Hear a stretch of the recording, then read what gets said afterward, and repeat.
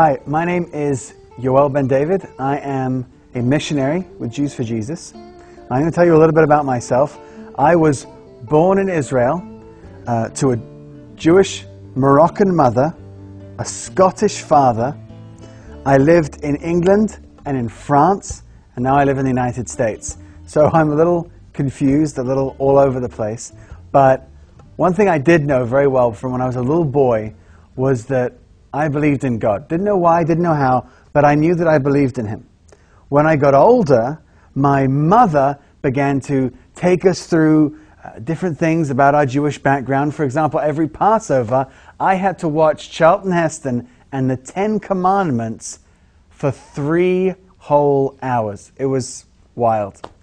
But when I became a teenager, I began to get challenges from my friends about why I believed in God. My response to them was to go and read, that I needed to find out more. So I read through different books like the Quran and the Bhagavad Gita, and I went back to them with explanations, and they accepted them, but I knew that I really didn't know who God was. Eventually, therefore, one day I sat down in my room, and I was living in England at the time, and I said, God, if you're real, I need you to show up. All these books, I need you to just reveal yourself to me. And so, as I prayed, before me, I actually saw Jesus appear in the room. And I was shocked. I didn't know what to do. I was afraid. But as the vision sort of slowly faded, I began to justify it, to rationalize it. I began to think to myself, well, am I going crazy? I mean, is this really happening? I didn't know what to believe. And so I ignored it. I didn't want to accept it. I turned away from the vision that God had given me. I then moved to Israel, and in Israel, I met this really beautiful girl. Today, she's my wife. Her name is Adel. And when I met Adel, we connected because we were going back and forth about who we thought God was. We weren't sure. We weren't fixed on anything. We just wanted to talk. And as we talked back and forth and eventually fell in love and got married, we concluded that we needed to do more than just talk about a belief in God, but as Jews, especially living in Israel, we needed to do something, and we needed to keep the Torah. We needed to observe the Sabbath, observe the festivals, observe the kosher laws. And so essentially we became, after a certain period of time, Orthodox Jews. And as Orthodox Jews, we tried to live by everything that Torah was asking us to live by. When I joined the Israeli army, I was drafted into the head rabbinical corps, which is where I served for my entire time there.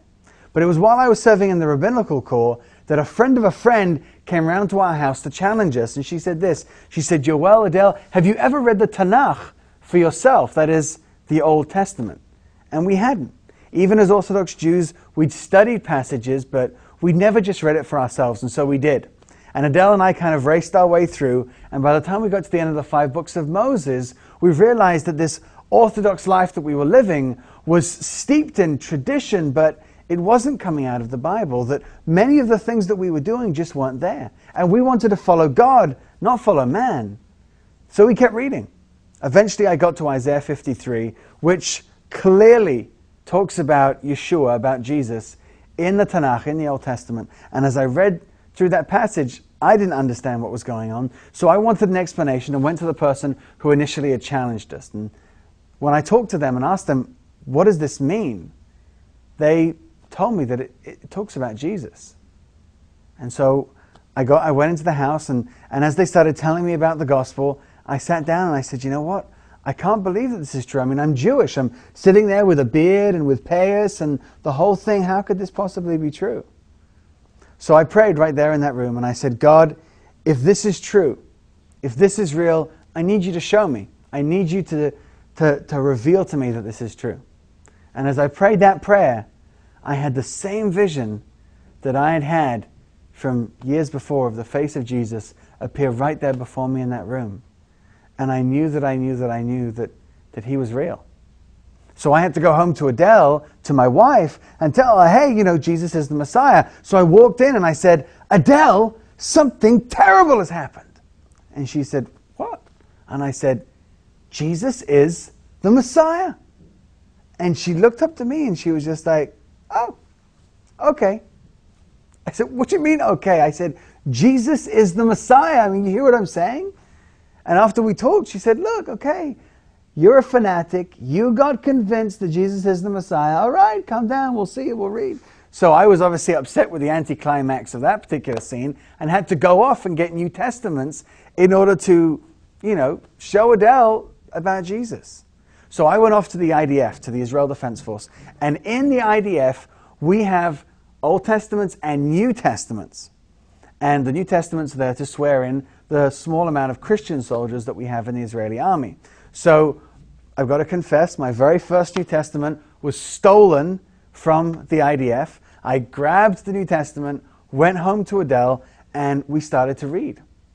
And I actually came home from the base one day, and Adel had just finished reading the Gospel according to Matthew, and she was sitting there on the floor in our living room, and she had tears in her eyes. So I was, distressed. I came in and said, sweetheart, why are you upset? What's going on?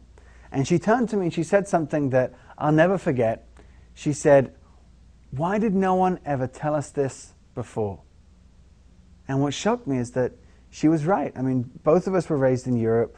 Both of us were Jews that had Christian friends, but no one had ever told us the gospel before. And because it's so real, because it's so important, because truth means more than anything else, that I've made my life about telling other people who Jesus is. Because if I'm going to say anything to anyone, I'm going to tell them the truth.